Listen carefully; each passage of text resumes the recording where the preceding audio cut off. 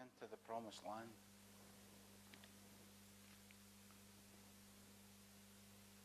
It goes on, and all this happened one night. I was very, very itchy. And I was looking for something to take my mind off it. I'd had my Puritan and I couldn't have anything for another 4 hours. And I was just ready to scratch blood out of my legs. And I had only my iPhone because my eldest son was using my iPad and gave me it with 3% battery in it and no charger. And so I was stuck with this iPhone. So I started looking through YouTube, and you go to Red Dwarf first of all for a bit of light comedy, and I worked through it.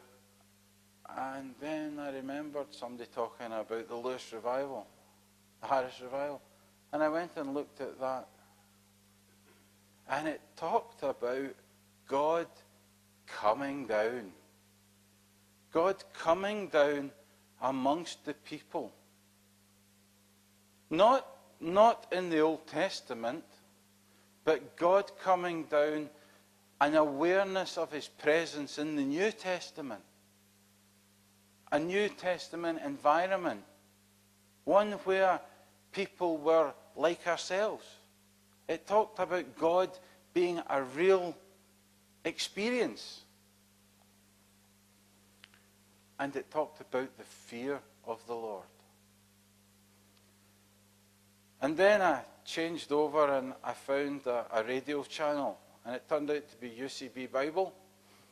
And I was listening to UCB Bible, and that's what I got. I got Deuteronomy, the end chapters of Deuteronomy, and the best part of Joshua until I fell asleep. And it really struck me very hard about that, because Moses died. Moses blessed Joshua, laid his hand and says, "You go for it now." And Joshua went before God and said, well, he didn't go before God. He went before the Ark of the Covenant. God had promised the Jews. He'd given them the 10 Commandments.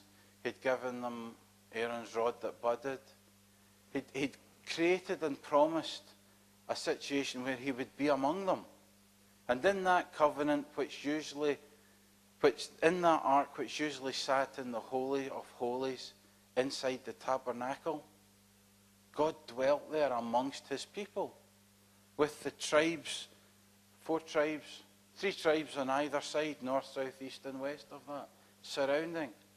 And he gave access through that tabernacle, through the high priest, who would go inside the outer area to sacrifice the bulls and the doves and the lambs. And he went into the Holy of Holies, where once a year he went in there, where God dwelt. And I read of, or I heard of Joshua going before God. And God saying, go across Jordan. There's the promised land. Cross Jordan. How will I get across Jordan, it says. And we sing the chorus sometimes in a Sunday morning about crossing Jordan. How did the children of Israel cross Jordan? They took the Ark of the Covenant into Jordan, and the waters heaped up. It doesn't say the water stopped. It says the waters heaped up. Have you ever built a dam even across a small stream? How fast in a small stream does the water heap up? The river Jordan, the waters heaped up. The children of Israel crossed on dry land through the power of God in that Ark of the Covenant. And then they went in front of Jericho. They sent in the spies, and Rahab looked after the spies, and Rahab said, look after me because I looked after the spies. And they said, yeah, hang a red thread out your window. But what you have to do is you walk round each day, and on the 7th day, walk round 7 times blowing trumpets. I often think about the people inside that city, watching these people progressing round.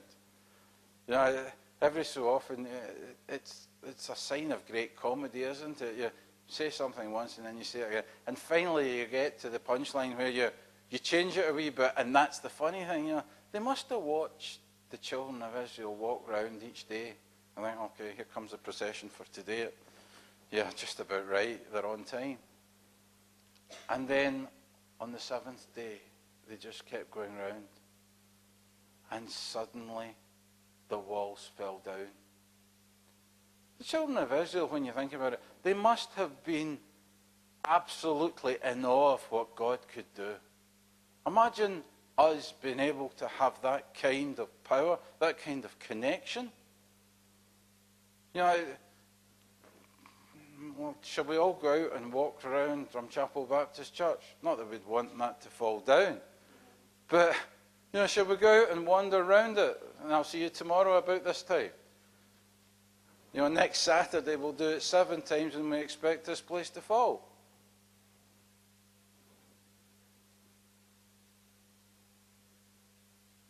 That's what the children of Israel did, because God told them to do it. And on the 7th day, the walls fell down. The next city up the road was Ai. And they sent out the spies and they checked out Ai. And they said, Ai's just a small place. We'll just send 2,000 men up to that. We don't need the whole team. And 2,000 men went up, and the men of Ai beat them off. 36 men from the children of Israel were killed. And Joshua fell down before the ark, rent his clothes, and spent all day saying, woe is me? What's going to happen? And God says, get up.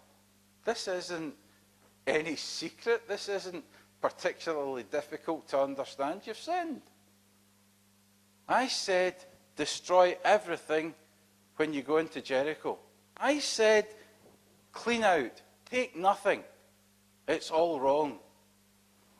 There's sin amongst you. This isn't complicated.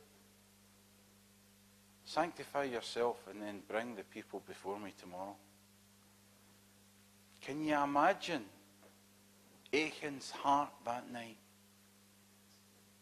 He had all night to think about the situation he was in.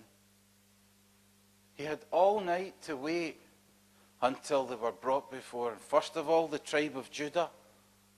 And from the tribe of Judah, a clan was taken out, the Zerhites. And from the Zerhites, a family was taken out, the family of Zimri. And from the family of Zimri, each man had to pass before that ark. I always knew when I had done wrong at school. And it was fairly frequent. I was on a different level from Gordon, because I knew. And what I couldn't do was my multiple tables. I'm dyslexic, but just in a slightly different way from him. So I used to slot myself in the queue so that I knew, if it was like 6 5s, I knew 6 6s were 36. So I'd find the 6th man down and hope that she didn't come from the other end this week. But, so I was there, and then I sussed that if I actually stood in the middle, I only needed to know one because they came both ways. So, but, I always knew you'd be standing in front of the rector's office, and I knew why I was standing there. I always knew why I stood there. I knew what he'd done wrong. And God singled him out.